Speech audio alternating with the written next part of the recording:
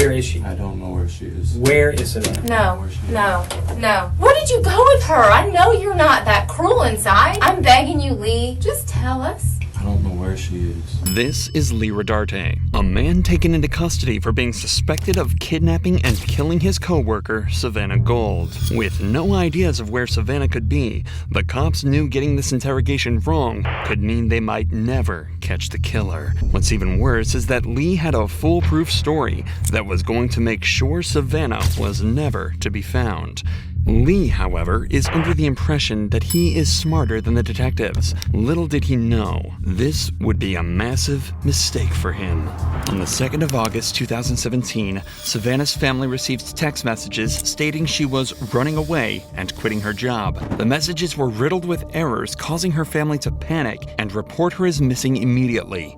Throughout the investigation, the police were grasping at straws until they were suddenly sent the CCTV footage from the Bonefish Grill where Savannah worked. The video shows her getting into a silver car in the parking lot before it began to shake violently, with the door being thrust open and pulled shut 3 times. The car then drove out of the parking lot and Savannah was never seen again. After a series of interviews, they discovered the car was identical to Lee Rodarte's, a manager at the grill and boyfriend to Savannah for around 2 months. Lee was immediately arrested on suspicion of murder and brought into the interrogation room. However, he was told by police it was for an unimportant traffic warrant, and that's when the following happened. I'll stay right out here. You can go have a seat for me real quick. I'll be right back, okay? Yes, sir. Being told the detective will be right back obviously implies to Lee that he won't have to wait long to be seen. But it'd actually be 90 minutes before anyone enters the room again. Only a few days ago, Lee was interviewed about the disappearance of a girl he kidnapped, and now he's been handcuffed and taken into a police interrogation room. Lee will be feeling incredibly anxious now, but remember, he's confident that there's no way the cops have enough evidence to take him down. But unfortunately for him, the facade the detectives put up is all about to be ripped away. Hey, man. How you doing? Good. You remember me from the other day? Detective sir. Reeves? Okay. This is my partner, Detective Staley. The detective that enters isn't the same one that brought him in. It's the one who interviewed him about Savannah 3 days prior. Any comfort he found in thinking this was all unrelated has now been completely taken away and replaced with pure panic. But Lee's plan remains the same, so he tries to keep himself composed as he prepares for the onslaught of questions he's about to be hit with. So, Savannah, you said that you knew her and you guys had, you knew her from work. I mean, just kind of fill me in with that. How long have you known her? Like I said, I've known her obviously since she started working there. I would say probably about 8 months ago, we started hanging out outside of work. And at the time, I had a girlfriend, but we kind of connected, me and Savannah. So we hung out a little bit here and there, got pretty close. We come from, I guess, somewhat similar backgrounds, I guess you should say. The question Lee was given was, how long have you known Savannah? A question that surely merits a fairly simple answer. When hit with a question like this, people who have nothing to hide keep their responses short, taking the questions at face value. But people who feel pressured will usually extend their answers to questions in an effort to seem as though they know what they're talking about. Something Lee will fall victim to. So we kind of connected, hung out for a little while. I'd probably say a period of 2-3 months. Okay. And then she started using drugs a lot. I did them with her a couple times, and then she started to get heavy into them. And Oh, gotcha. Okay. so I kind of just tried to take a step back and, put things off. And then probably a month or so ago, I saw Savannah at work and she looked healthy again. She gained a little bit of weight. We kind of were talking, here and there. We hung out a couple times. She came over to the house and, we just kicked back, drank a couple beers, watched movies, stuff like that. In total, Lee spoke for over 5 minutes in response to a single simple question, going so far as to detail specific encounters between the pair. Now that the detectives have even more reason to suspect that he may be hiding something, they decide to call him out on something small to gauge his reaction. In the first interview, Lee had told investigators he hadn't seen Savannah in a while. But if the CCTV footage is to be believed, this is a bold-faced lie. And then as we hung out, after a couple of times, she brought drugs over. I told her, I was like, you're doing really good. You can't, you shouldn't be doing it again. I think we moved too fast. Split mutual ways. Mutual. Right, yeah. And that was the last time that we text. Okay. When was that? Yeah. When was that? It was probably 2 or 3 weeks ago. Okay. Sometime in July. Right. Yeah, and I think that's one of the things you said was that was the last time that you had contact with her. Yes. As far as, I don't want to put words in your mouth, so I mean you correct me. That was at the any last time that I texted her. Yeah, text or a phone call or messenger or anything like that. 2 to 3 weeks ago. Yeah. Okay. And then the last time, when was the last time you saw her? This is what I was a bit. I didn't tell you the truth when we talked at Bonefish. Okay. Last time I saw her was Wednesday afternoon. Okay. I heard that she has been basically telling a lot of people at work that we hooked up a bunch, like a couple days before that. Yeah. So I met her in the parking lot at Bonefish. When was this? Wednesday afternoon. Okay. Well, do you know what time or about? It was about 5:30. Okay. Without realizing it, Lee has already provided us with enough evidence to assume he's guilty. We know he knew Savannah. He had the same vehicle seen in the footage, and he was present at the scene of the crime when it happened. Remember, Lee has no idea the cops have footage of the event. If he knew about it, he would have tried to provide an alibi that put him somewhere completely different. Unfortunately, though, this isn't quite enough evidence for the cops to get a guaranteed conviction. Instead, they need to push further to try and extract a full confession. Something that will not come easy at all. I parked and I said, hey, can I talk to you for a second? And she said, yeah, what's up? And I was like, I heard you've been saying some things about me and you continuing to hang out, and that we're boyfriend and girlfriend. And she asked me, she said, can I come sit in the car because I just did some heroin and I'm a little paranoid. It was never confirmed that Savannah did do heroin. Nobody in her life mentioned seeing or suspecting she used it. And even if she did, she was headed to a shift at her job as this conversation was taking place. If she was able to do that without getting paranoid, it seems strange she couldn't simply have a chat in the parking lot. So she came and sat in the car, and I explained to her the situation. I told her that servers at Bonefish were coming to me and telling me that you're telling people when you're out that we're boyfriend and girlfriend. And I said, I need you to stop, because for one, it's jeopardizing my job. We agreed to, split, stop talking mutually and just move on. But it was nothing more than that. And she said, I'm gonna do what I want. I didn't tell anybody anything. At that point, I got out and I punctured the hole in the tire. And I said, no, stop. And I said, don't do it again, or next time it's gonna be worse. It's gonna be your windows. At that point, she had her phone in her hand. She got out of the car and walked towards the main entrance from San Jose. Obviously, this entire explanation was crafted to try and create an alibi as close as possible to what actually happened. But the few small inaccuracies are actually glaring windows directly into the truth. We know that Savannah never left the vehicle in the parking lot, and that she drove away with him just minutes after getting in. Lee is unwittingly constructing a mountain of evidence against him in the form of lies that he thinks he's getting away with. And he's not finished yet. And it looked like she was either texting or calling somebody. Okay. Because as she started walking towards there's an entrance to the plaza. She was walking maybe towards this way. Mm-hmm. And I would say an older model Ford pickup, green, Okay. drove past me and around, and she got in. Okay. She How long got do in. you think it was between the time that she got out and started using her phone till that green truck pulled up? Maybe 5 minutes. Okay. So wow. So if she called somebody, they got there in 5 minutes to pick her up? Well, I mean, like I said, it looked like she was going to call somebody, and that's when the green truck came around, and she got in. So she gets in the truck. What happened at that point? They drove back around, kind of looped around a little bit. Which way did they drive? So I guess they exited that way, and at that point, I left.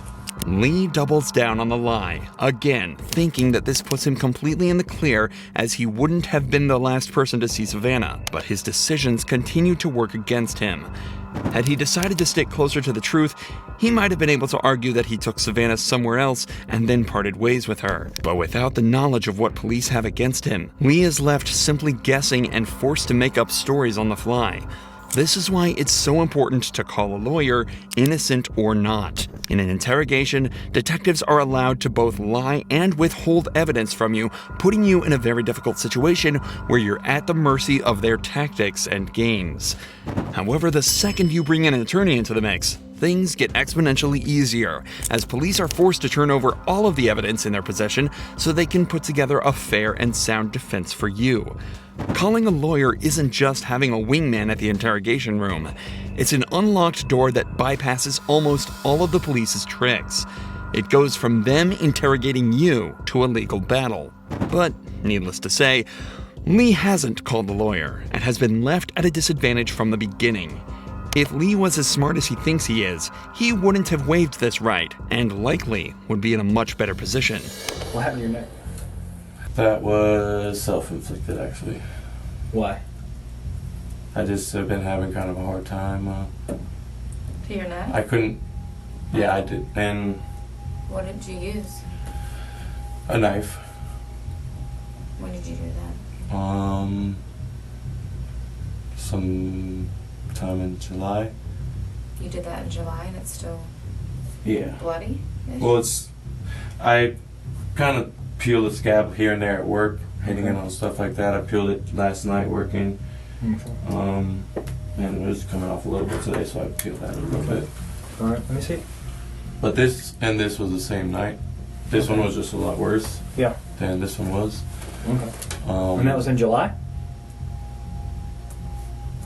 Yeah. Okay. Like a few weeks back. Yeah. Okay. It doesn't take a genius to realize how brazen of a lie this is.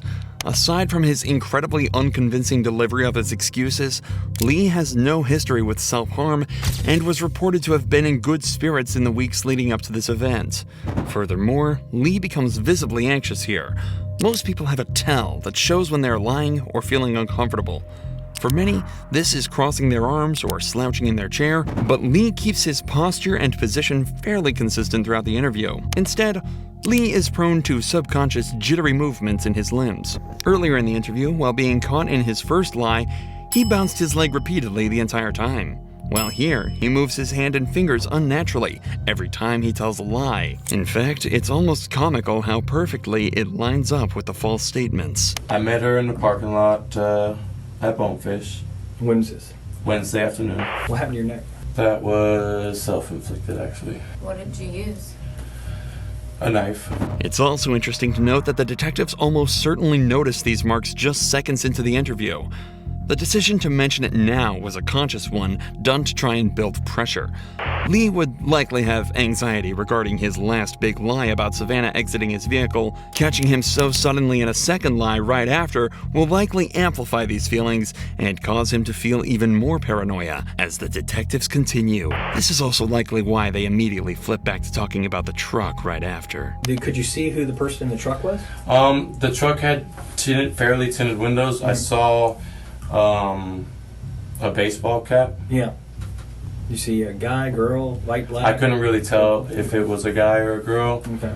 I just remember seeing the truck drive and her get in. Yeah. And obviously I'm sitting in front and the truck drives right past me. Yeah. And I saw a baseball cap through the passenger window. Okay. But So did it seem like she knew the person? I mean, she got right in. Lee, why didn't you mention this before since we've been looking for this girl? I mean, don't you think that information I mean, is important? it definitely does. And I regret obviously not saying anything before. So when I come up and talk to you yesterday, I'm not threatening. I'm just I'm talking to everybody up there. What? Why? Well, I just I freaked out, to be honest with you. I mean, this girl's missing? yes. Okay, but you know she's been missing. I mean, you have to know. Obviously, I was the last one to see her, so Yeah. I was a little bit scared at that. How do you know you just said you weren't the last one to see her? You just said somebody in a truck. Well, I mean, the last one to see her at Bonefish. Okay. That the last one she's heard from. Right. I had contact with that anybody knows of. Sure. The detective knows he's starting to catch Lee on the back foot, so decides to keep the pressure up. So where's Savannah right now? I don't know. Where would I find her? I don't know. That's my prime objective, is to find her. Definitely. And here's a couple reasons I need to find her. One is I'm hoping that she's still alive. And that's really, I really do, I'm holding out for that. And if she's not alive, then I think she and her family are due that knowledge. I think they need some closure. So where is she? I don't know where she is. Where is Savannah? I don't know. I need to know where Savannah is so I can don't let know her family where know. she is. You don't know because you had something done with her and you weren't involved in that part? I don't know. Tell me something. What can I work with? I told you the last time I saw her. But that's not true because we have proof. We have proof. And that's why we're sitting here, Lee. At this point, we need this for her. I mean, I look at that little girl and I think of my little girl. My little girl who's her age. That's who I think about. That was my little girl. I couldn't imagine. I don't care what she said about you or whatever, but my little girl is that age. Maybe And you're not telling the truth. Maybe something gets out of hand in the car. I didn't do anything. Okay, you didn't do Okay, anything, but she was okay. in your car. She never got out of your car. She never got- got out of your car. Lee? This is where the true genius of these detectives start to shine. The initially quiet female detective suddenly starts to speak up. The male detective had a very deadpan, professional demeanor throughout the interrogation, so having that suddenly contrasted by a vulnerable, emotional-looking person being thrust in front of him will likely come as even more of a shock to him, especially as she starts to become more emotive and even starts to beg him. She never gets out of that car. And you drive off. She never gets out of that car. There is no green truck. And that's not right to her. We're fact finders, Lee. I don't have anything personal against you. No, not at all. I mean, it's We're just over. fact finders. tell us We're what just happened. doing Where our is she? job. No. Where did you go with her? Where did you go with her, Lee? Be human. You're a human. You're a man. Where did you go with her? I know you're not that cruel inside. Maybe you Please. maybe you don't know where she is now. Where did you go with her? Please. I'm begging you, Lee. I know you're not an evil person. I don't see that in you. I don't see that in your history. I don't hear those things about you at work. Is she still at your house? No. Okay. Is she still in your car? No. Okay. Well, then where is she? What was going on in the back seat? For the doors to be kicked open. She kicked open that door 3 times, Lee. She kicked it. We saw it. And you know I'm not making it up because I wouldn't know this because I wasn't there unless we had video of it, correct? Yes, correct. I'm not trying to trick you. I'm just a fact finder. I mean, she was upset. She tried to slap me. I slapped her. She went to get out. I grabbed her around her waist and said, "Where are you going? Why are you hitting me?" She calmed down and we left. Why would she leave with you after that? Why would she? I mean, we've gotten arguments plenty of times where she says she doesn't care what happens or anything like that. All right. Sometimes people do wrong things, right? Some people make mistakes. It's what you do afterwards. I got a family that needs closure. They are now coming to the reality that she's no longer with us. Do you want people to remember you as a guy who said, okay, look, I'm going to do the right thing? Or do you want your family and everybody else to think that you're some evil, heartless person who won't tell us where she is? I don't think you're that kind of guy. I don't think you're evil. Just tell us where she is. Closure for her family. She was hitting me. She wouldn't stop, and I squeezed back. I just squeezed her hard. Stop. You squeezed her around her neck or around her neck? She just wouldn't let go. I didn't let go. Where is she now? Please tell us where she is. All I want to do is leave me. It's a pond on the west side of the Club du Clay Club du Clay? Yeah. Okay. and Longchamp. Yeah. Okay. Just a few days later, a dive team recovered the remains of Savannah Gold, burned and almost unrecognizable, so much so that her cause of death couldn't even be determined. Lee Rodarte pleaded guilty to the second-degree murder of Savannah and in March of 2021 was sentenced to 40 years behind bars.